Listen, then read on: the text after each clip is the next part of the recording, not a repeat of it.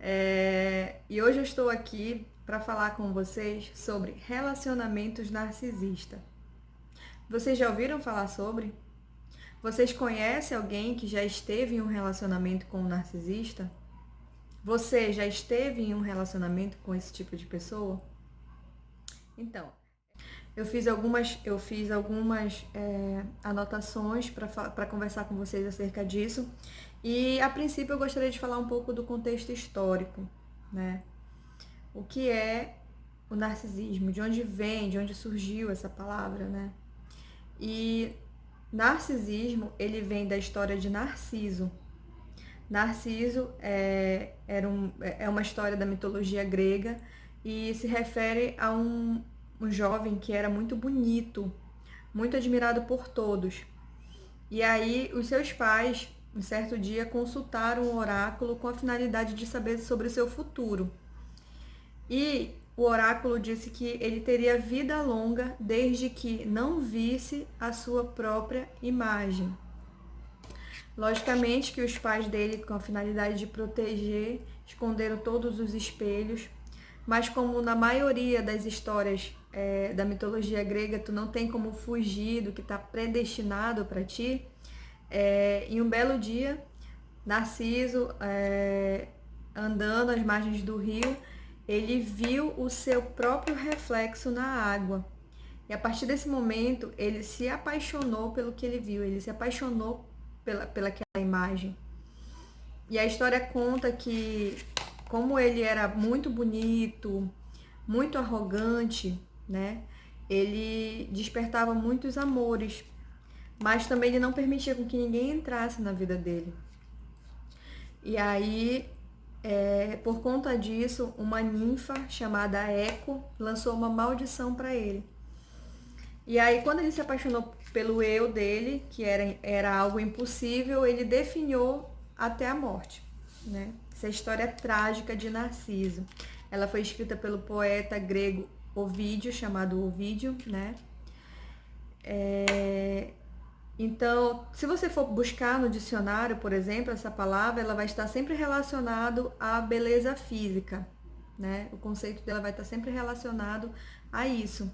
Porém, para a psicologia, narcisismo tem um outro sentido, um outro significado, né? Na psicologia, se trata de um conceito desenvolvido por Freud, e esse conceito ele está presente na fase do desenvolvimento do ser humano, e ele está ali naquele momento onde a tua libido, o teu prazer, ele está voltado para você mesmo.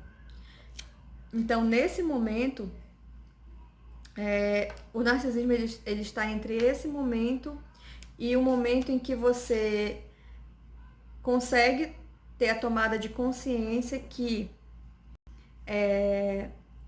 consegue amar o outro, consegue eleger o outro como seu objeto de amor. Um exemplo, eu vou tentar dar um exemplo sobre isso. Um bebê, quando ele nasce, ele não sabe que ele é independente do mundo, né? Na concepção dele, o mundo faz parte dele, né? O mundo gira em torno dele. A mãe dele pertence a ele, é uma extensão dele. À medida que ele vai crescendo, à medida que ele vai vivenciando, ele vai tomando consciência que não, que são coisas separadas e que a mãe é uma, o mundo é individual, e aí ele vai se ajustando, se moldando a isso, né? Ele vai tendo essa consciência. Nisso, Freud dividiu entre narcisismo primário e narcisismo secundário. Eu não vou entrar muito nessa parte teórica, porque não é o intuito, né? O intuito mesmo é falar sobre o relacionamento com o narcisista, mas é importante a gente conseguir ter esse entendimento. E existe também o narcisismo patológico. Narcisismo patológico é quando esse indivíduo ele não consegue ter essa evolução, né? Ele não consegue ter esse entendimento, e aí ele permanece naquela linha achando que tudo gira em torno dele.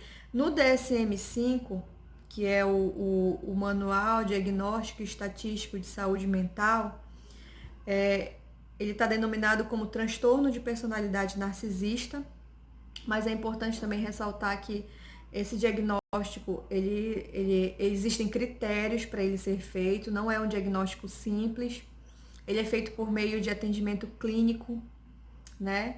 E existe uma série de fatores que o profissional leva em consideração na hora de ter esse resultado.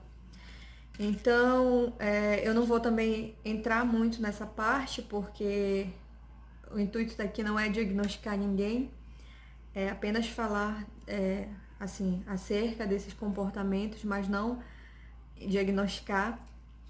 Mas existem algumas características que elas são pontuais, que na avaliação, nos critérios, eles são levados em consideração. Posteriormente eu vou ler, porque são várias, aí não tenho como memorizar, mas posteriormente eu vou tentar ler para que vocês tenham esse entendimento. Mas não vão se identificando, achando que são narcisistas, pelo amor de Deus. Como eu disse, o diagnóstico ele envolve vários critérios e é feito por meio clínico, tá? Não se autodiagnostiquem ou saiam diagnosticando os outros. E aí, essas pessoas, né, que eu falei, essas pessoas com transtornos narcisistas ou com traços narcisistas, características narcisistas, eles estão por aí, eles estão à solta. Eles estão se relacionando com outras pessoas, né, nas suas relações interpessoais. Quero pedir desculpa, mudou algumas coisinhas por aqui, né, meu cabelo já se desfez, troquei de blusa, mas vamos lá, o conteúdo é o mesmo. Mudei também aqui a câmera, que o meu tripé, ó, deu um probleminha, mas já vou consertar.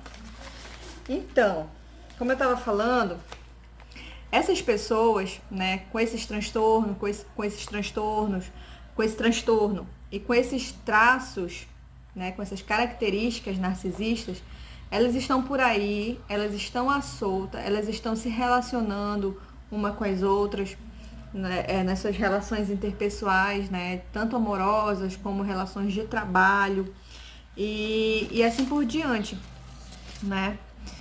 E nas relações amorosas, especificamente falando, né, já que nós vamos dar um enfoque no narcisista, né, mesmo sabendo que existe a vítima, né, que é codependente desse narcisista, hoje nós vamos dar enfoque no narcisista.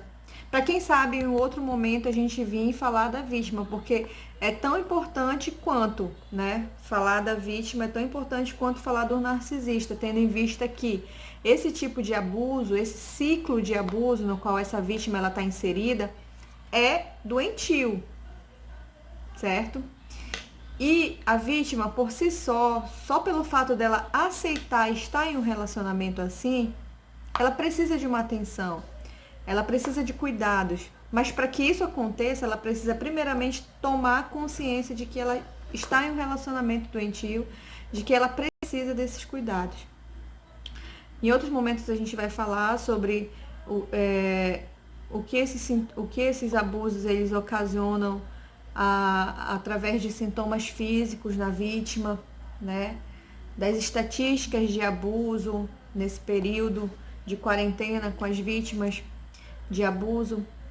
Mas agora a gente vai dar um enfoque no narcisista. Então, falando dele, nas relações dele amorosa, ele não escolhe a vítima, né, dele por acaso. Digamos assim, isso não ocorre de forma aleatória, até porque eles são inteligentes, eles são estrategistas, eles são calculistas. Todos os seus passos são friamente calculados, como diz o ditado. Então, não é na hora de escolher a sua parceira que isso vai passar despercebido, que esse traço ele vai passar despercebido. Então, no momento em que ele está escolhendo a sua vítima, ele estuda ela, né? Geralmente, não que isso seja um comportamento padrão, tá, gente? Lembrando, é bom lembrar isso, mas geralmente ele vai ser aquela pessoa que vai olhar redes sociais, vai saber do que você gosta, vai conhecer os seus traços, né, de personalidade. Pelo menos vai tentar através do que você vai postar. Então, quando ele chega até você, ele já tem um dossiê pronto sobre você, que ele mesmo criou e que você deu essas armas para ele. Por exemplo, pessoas carentes, pessoas com autoestima baixa e principalmente as pessoas empatas, né? As pessoas empatas, elas são um prato cheio para o narcisista.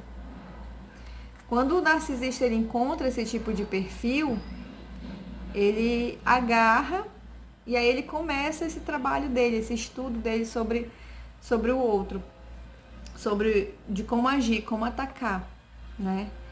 Então, por que eles escolhem esse tipo de pessoa?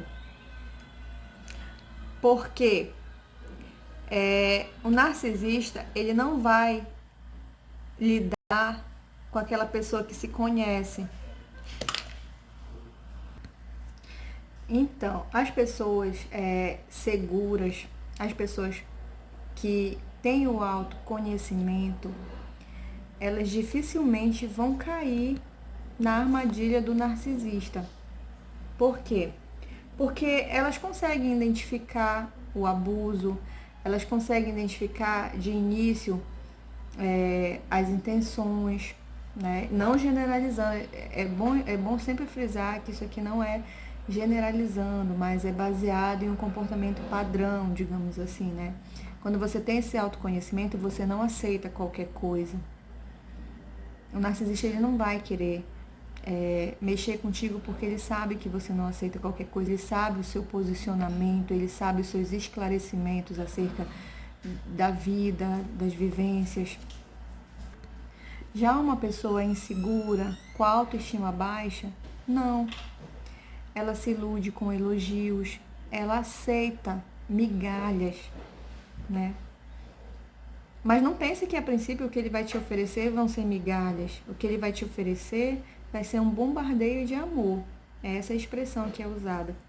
Por quê? Porque ele, sabendo o que você gosta, sabendo dos seus pontos fracos, ele vai tentar suprir tudo. Ele vai tentar ser o eu ideal que você busca em relação aos seus gostos, em relação às suas vontades. Ele vai ser aquela pessoa que vai fazer demonstrações que parecem ser de amor, mas não são de amor. E aí, tudo isso tem uma finalidade. A escolha dessa pessoa tem uma finalidade.